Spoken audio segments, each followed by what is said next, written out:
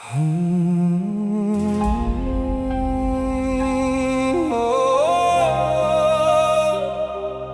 ่วยไปเอ้ยផ្ទះខ្ញុំនៅទីនេះតែជីវិតហេតុអ្វីលំបាកកំលែង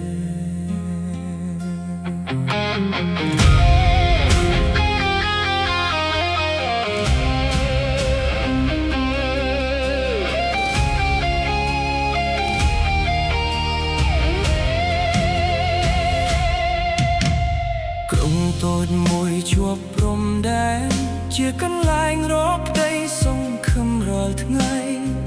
ឆ្នាំ2019មកដល់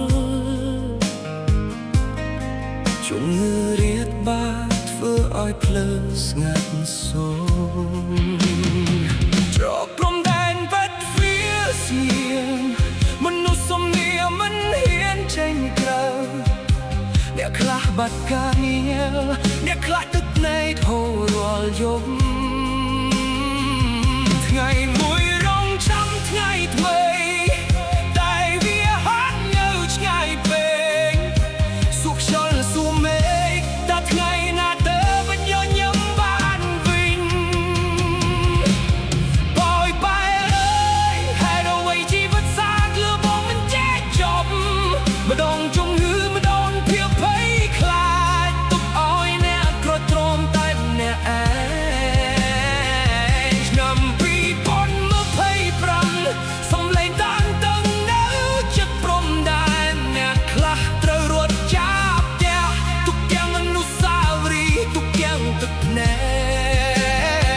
កសួរខ្លួនឯងរាប់ពាន់ដងតែត្រូវបន្តដំណើរជី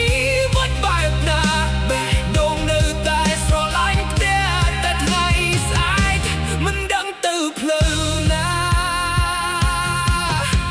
កាបូបមួយដាក់សម្លៀកបំពាក់កណ្ដៃកូនរត់ត្រកទីសុវត្ថិភាពមើលក្រៅឃើញផ្ទះស្នេហ៍ចិត្តដូចបាយជាបំណាយមិត្តភក្តិជាបាយគ្នាអូអ្នកខ្លះចេញទៅរកការងារឆ្ងាយអ្នកខ្លះនៅរងចាំឲ្យថ្ងៃសុខសាន្តវិលត្រឡប់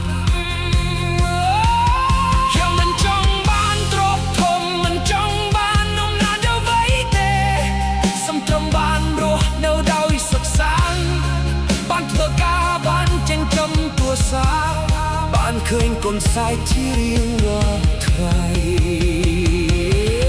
ហើយបែរដែរសុខភុំយំបែបអ្នកឯងមនុស្សនៅទីនេះនៅតែមានផ្ទៃសង្ឃឹមថាថ្ងៃមួយបុណ្យងឺនឹងរះឡើងវិញទោះជាជួបក៏បុណ្យបានដងទោះតែភ្នែកខោបុណ្យបានឆ្នាំលេខដងអ្នកតយបែមើលតែរងមាំ